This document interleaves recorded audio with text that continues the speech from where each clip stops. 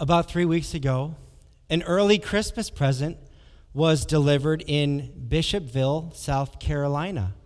I'll show you up on the screen what was in that early Christmas present. Did you hear about it? It was intended for inmates at a correctional facility in Bishopville, South Carolina, delivered by drone. The gift never arrived at the intended recipients. Do you know why?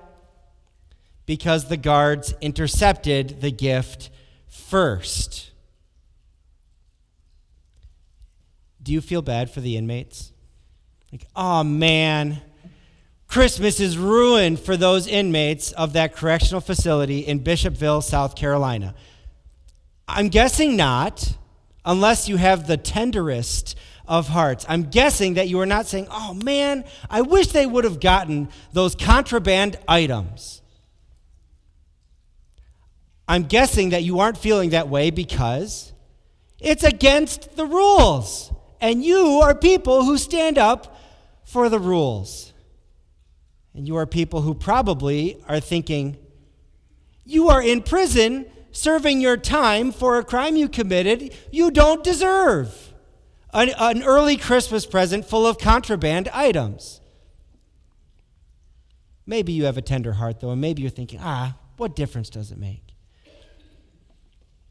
But to talk about something maybe a little bit more important, we have the ability, because of the sinful nature that we still carry around with us, that has stained our inner being, of thinking that there must be something about us to deserve the grace that God has given to us. There's not. There was nothing according to us, the way that we were born into this world, that said, you deserve God's grace. And the problem with beginning to think that we are somewhat deserving of God's grace is then God does not receive the glory that he deserves. As for you, you were dead in your transgressions and sins, but God who is rich in mercy, has made you alive. I've told a few people this, that if the world lasts long enough and God calls me home to his side in heaven through death, this is the reading that I want preached on at my funeral. It's one of my favorites in the entire Bible.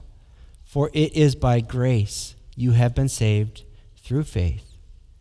And this not of yourselves, it is the gift of God, not by works, so that no one can boast. And because of what Jesus has done on your behalf, you exist today and every day with a clear conscience, nothing separating you from God.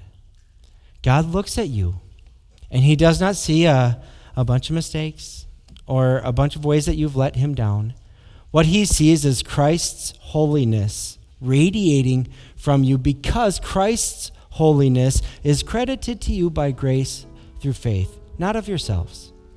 It is the gift of God, not by works, so that no one can boast. In a word, undeserved. But even though it is undeserved, it is still yours. It is our hope for now and for eternity.